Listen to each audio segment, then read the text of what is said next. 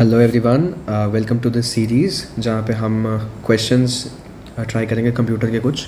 ये क्वेश्चंस आपके सभी कम्पिटिटिव एग्ज़ाम्स के पॉइंट ऑफ व्यू से इंपॉर्टेंट हैं। ओके, जिन भी एग्ज़ाम्स में हमें कंप्यूटर का सेक्शनल आती है, जैसे आरबीआई असिस्टेंट हुआ या फिर ईएसआईसी का एग्ज़ाम हुआ, या फिर जिन भी एग्ज़ाम्स में आपको कंप्यूटर का सेक्शनल एग्ज़ाम आता है, उनके लिए ये सभी इंपॉर्टेंट क्वेश्चन होंगे। Okay, let's take a look at the questions. So question one is what is the full form of CPU. हमें पता है सीपीयू की फुल फॉर्म क्या होती है। C stands for central and P is for processing, U is for unit. So इसका सही answer होगा central processing unit, that is the B option. Okay, अब देखिए सीपीयू का फुल फॉर्म होता है central processing unit.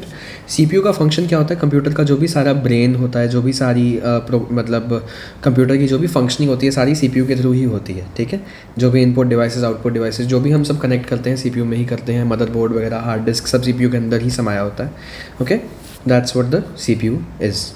That's the first question. Let's take a look at the next one.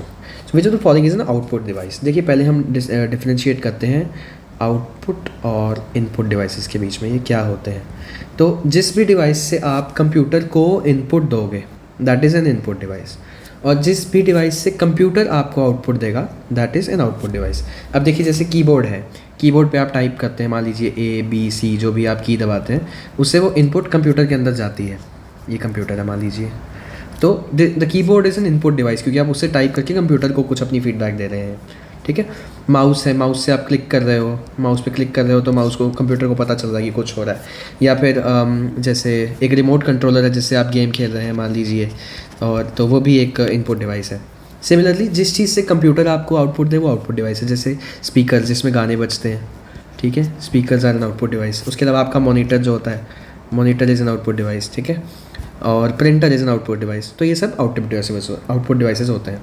तो question कह रहा है which of the following is an output device. तो इनमें से देखिए कीबोर्ड एक इनपुट डिवाइस है, माउस एक इनपुट डिवाइस है, scanner is also an input device. तो इसका आंसर होगा सी विच इज़ मॉनिटर। तो सी मॉनिटर इसका सही आंसर होगा। चलिए नेक्स्ट क्वेश्चन देखते हैं। What type of memory is RAM. RAM किस तरह की मेमोरी है। तो रैम देखिए क्या होता है कि पहले हम बात करते हैं वॉलेटाइल और नॉन वॉलेटाइल मेमोरी के बारे में। वॉलेटाइल मेमोरी वो होती है कि जब कंप्यूटर को पावर मिल रही है, जब कंप्यूटर को पावर मिल रही है वो सिर्फ तभी ऑन होगी, that is volatile memory. Okay, क्या होगा अगर मान लीजिए पावर सप्लाई कट हो जाएगा तो जो भी उस मेमोरी में स्टोर्ड होगा वो सब कुछ आपके वहाँ से डिलीट हो जाएगा। Non volatile memory on the other hand is कि जब आपके पास मान लीजिए पावर नहीं भी है कंप्यूटर में, फिर भी उसमें वो चीज़ स्टोर रहेगी। ठीक है, तो रैम जो होती है ना, RAM is a type of volatile memory. जब आप कंप्यूटर को बूट करते हो, कंप्यूटर को जब स्टार्ट करते हो तो जो भी फंक्शनिंग होती है वो सारी रैम के थ्रू होती है। ठीक है, जब उसमें पावर आ रही है, जब पावर आ रही है तो रैम फंक्शन करती है, अगर पावर नहीं आएगी तो रैम फंक्शन नहीं करेगी। ऑन दी अदर हैंड जो रोम होता है, रीड ओनली मेमोरी, ये एक नॉन वॉलेटाइल मेमोरी होती है। ठीक है, this is a non volatile. अब रैम की फुल फॉर्म भी आपको बताते चलते हैं। रैम की फुल फॉर्म होती है रैंडम एक्सेस मेमोरी। ओके, तो रैम जो होती है random access memory is a type of volatile memory. Okay, इसका आंसर चेक करते हैं। RAM is a type of volatile memory. Okay, I hope this is clear. Next question है which of these is not an operating system. देखिए operating system क्या होता है, तो basically जो आपका ऑपरेटिंग सिस्टम होता है it provides you with an interface. Okay, for the user to communicate with the computer. जो आपका यूज़र है वो कंप्यूटर से कम्युनिकेट करने के लिए एक इंटरफेस प्रोवाइड करता है। ठीक है, ऑपरेटिंग सिस्टम की हेल्प से ही आपके सभी सॉफ्टवेयर्स रन होते हैं, सभी हार्डवेयर्स फंक्शन करते हैं। मतलब एक ऑपरेटिंग सिस्टम है जो मतलब बैकबोन है मान लीजिए कंप्यूटर की। ठीक है, अब इसमें से अगर आप देखेंगे तो विंडोज़ एक ऑपरेटिंग सिस्टम है, मोस्ट कॉमनली यूज्ड है। ठीक है, लाइनक्स एक ऑपरेटिंग सिस्टम है जिसको प्रोग्रामिंग वगैरह के लिए ज़्यादा यूज़ किया जाता है। मैक ओएस जो आपको एप्पल के कंप्यूटर्स में मिलता है, ये भी एक ऑपरेटिंग सिस्टम है। लेकिन ओरेकल जो है ये एक ऑपरेटिंग सिस्टम नहीं है, ये एक सॉफ्टवेयर है। ओके, सॉफ्टवेयर क्या होता है कि एक प्रोग्राम जिस पे आप कोई स्पेसिफिक टास्क कर सकते हो। ठीक है, और अगर ऑपरेटिंग सिस्टम नहीं होगा तो कोई भी सॉफ्टवेयर नहीं चल पाएगा। ओके, तो सॉफ्टवेयर को चलने के लिए पहले ऑपरेटिंग सिस्टम की ज़रूरत है। तो इनमें से Windows is also operating system, Linux is also an operating system, Mac OS is also an operating system, whereas Oracle is not. So इसका आंसर होगा सी ओरेकल, राइट। चलिए नेक्स्ट क्वेश्चन देखते हैं। Which keys use to refresh a web page. Okay, तो web page क्या होता है, पहले जैसे हम कोई वेबसाइट विज़िट करते हैं मान लीजिए, google.com आपने विज़िट किया है, तो इसको एक वेब पेज कहते हैं जहाँ पे ऊपर आपका लिंक रहता है, ठीक है, और यहाँ पे ये सब रहता है। तो this is called a web page. अब उसको रिफ़्रेश करने के लिए क्या की यूज़ होती है? वेल आप सबको पता ही होगा, इसका आंसर बताने की भी ज़रूरत नहीं है। इसका आंसर होता है बी, F5। जब हम कंप्यूटर, मान लीजिए बचपन में जब हमें कंप्यूटर चलाना सिखाया जाता था, हम बार बार F5 से उसको रिफ़्रेश किया करते थे, राइट? तो रिफ़्रेश के लिए हमेशा F5 यूज़ होता है, इसको हम याद रखेंगे। ओके, अब मैं बात करता हूँ कि यहाँ पर जो बाकी की आपकी सपोर्ट कीज़ हैं उनके क्या काम रहते हैं ना। तो देखिए जो F11 होता है ना, this is use for full screen. इसको अगर आप दबाओगे तो जो आपका वेब पेज है वो फुल स्क्रीन पे ओपन हो जाएगा।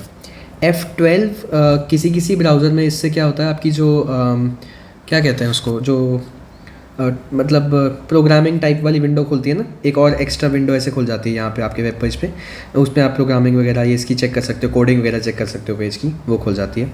और F1 जो होता है, F1 से उसका जो हेल्प पेज होता है ना वेब पेज का, कई बार, या कुछ सिस्टम इन्फॉर्मेशन वाला पेज होता है, वो खुलता है, ठीक है। तो इन सब कीज़ के अपने अपने फंक्शंस होते हैं, लेकिन रिफ्रेश के लिए F5 की का यूज़ होता है, आपको ये याद रखना है। तो what does URL stand for, आपका नेक्स्ट क्वेश्चन है, what does URL stand for?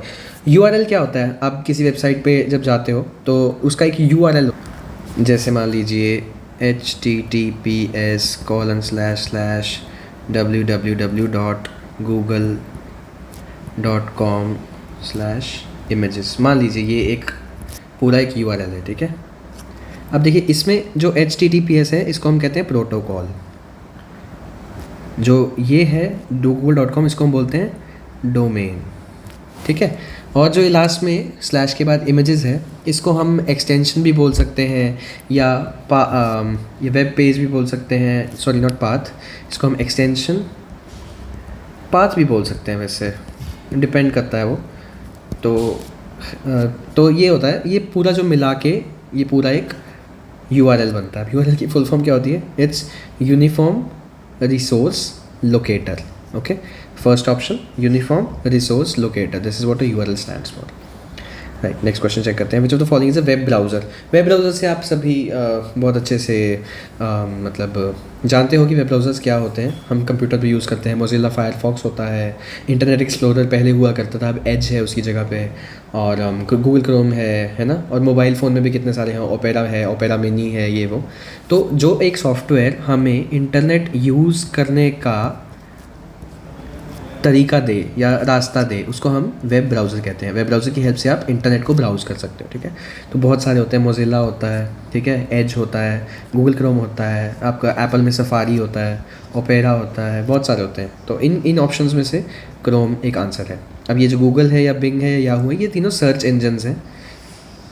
Search engine क्या होता है? जब आप वेब ब्राउज़र ओपन करोगे तो आपको अगर कुछ सर्च करना है तो उसके लिए आप सर्च इंजन की हेल्प लेते हो। तो इस केस में आपका आंसर होगा B, Chrome. Okay, next question देखते हैं, what is the full form of HTML। No, what is HTML पहले हम ये देखते हैं। HTML is a type of, HTML is a type of programming language, ठीक है। अब प्रोग्रामिंग लैंग्वेजेस क्या होती हैं, हाई लेवल लैंग्वेजेस क्या होती हैं, लो लेवल लैंग्वेजेस क्या होती हैं, मशीन लैंग्वेज, ये वो फलाना, वो सब आपको पढ़ना है। आप पढ़ोगे बुक में, आपको मिलेगा सब कुछ, ठीक है। लेकिन HTML is a type of programming language, ठीक है। तो इसकी फुल फॉर्म क्या होती है? Hypertext markup language. Hypertext markup language इसकी फुल फॉर्म होती है। तो इसका आंसर है B, right. What is the smallest unit of data in a computer? Okay, देखिए अब डेटा की यूनिट्स की हम बात करें तो सबसे छोटा होता है एक बिट। ओके, एक बिट सबसे छोटा होता है। अगर मैं 4 बिट मिला दूं वो एक निबल बनता है। ओके, अगर मैं आई बिलीव 8 बिट्स, हाँ yes I am right, 8 bits अगर मैं मिला दूं तो एक बाइट बनता है। और फिर किलो तो ऑब्वियसली आपको पता है कि 1024 बाइट्स मिलके एक किलो बाइट बनाते हैं। Okay, 1024 bytes make a kilo byte. तो इसको हम KB ऐसे लिखते हैं। और उसके बाद 1024 बाइट्स मिलेंगे तो एक MB बनेगा, सॉरी KBs मिलेंगे तो एक MB बनेगा। तो एंड सो ऑन ऐसे ये चलता रहता है, GB TB वॉट एवर, वो आगे चलते रहते हैं। लेकिन सबसे छोटा जो यूनिट होता है वो बिट होता है। तो आपका आंसर हो जाएगा C bit. Okay right, next question देखते हैं। What is HTTP? HTTP जिसे हमने अभी देखा कि https://www.google.com so and so on. तो ये एक प्रोटोकॉल होती है जो हमें वेबसाइट जब हमें विज़िट करनी है तो उस टाइम पे यूज़ करनी पड़ती है। दिस इज़ बेसिकली लाइक ऐसे मानिए कि इंटरनेट की बातचीत का तरीका है अपने आप आपस में, कि हाँ आपको कोई वेब पेज विजिट करना है तो ब्राउज़र HTTPS प्रोटोकॉल की हेल्प से उस वेबसाइट का जो भी डेटा वगैरह होगा सारा फैच करेगा। तो इसकी फुल फॉर्म क्या होती है? Hyper text transfer protocol. Hyper text transfer protocol, A option जो आपका है वो इसकी फुल फॉर्म होती है HTTP। ओके, जब वेबसाइट लिखते हो आप तो उससे पहले आप लिखते हो this is a protocol which helps you to browse websites. Next question देखते हैं। Which of the following is not a programming language?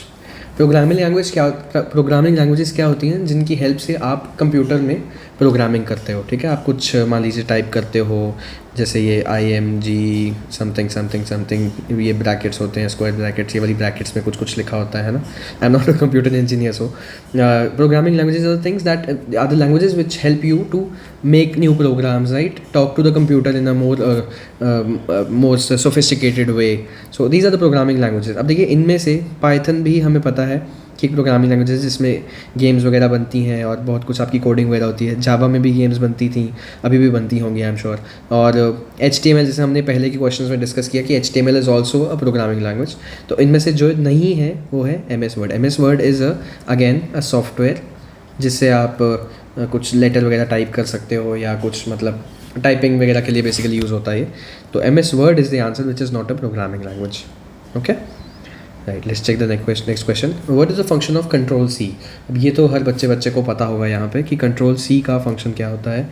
देखिए कंट्रोल के साथ अगर आप C को दबाते हो तो इससे कॉपी का शॉर्टकट होता है। ठीक है, अगर आपको कुछ कॉपी करना है आप उसको सिलेक्ट करके कंट्रोल C कर देंगे तो वो कॉपी हो जाएगा, और अगर आप कंट्रोल V कर देंगे उसको तो वो पेस्ट हो जाएगा, और अगर आप उसको कंट्रोल X कर देते हैं तो वो कट हो जाता है। ठीक है, तो ये जो कीज़ है ये कीबोर्ड में भी एक साथ ऐसे होती हैं, ZX C V आगे से B M जो भी होती हैं। लेकिन अगर X करोगे तो कट होता है, C से कॉपी होता है और V से पेस्ट होता है। तो कंट्रोल के साथ अगर X दबाएंगे, C दबाएंगे और V दबाएंगे तो ये कुछ होता है। ठीक है, तो control C is for copy. Okay, so इसका आंसर होगा copy. Right, next question check करते हैं। Which company developed the Windows OS? Windows OS क्या होता है? Operating system. हमने पहले डिस्कस किया है ऑपरेटिंग सिस्टम क्या होता है। तो किस कंपनी ने विंडोज़ को मतलब डेवलप किया था? देखिए एप्पल ने जो है डेवलप किया है आपका मैक OS। ठीक है, गूगल ने I don't know if they have developed OS और not. Oh yes, obviously Google has developed the Android which is also an OS.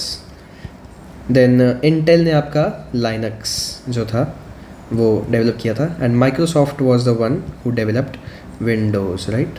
हमें पता है बिल गेट्स को इसके लिए बहुत सा क्रेडिट दिया जाता है कि Bill Gates was the one who founded Windows and stuff. So Microsoft is the company that developed the Windows OS। Answer is Microsoft, right.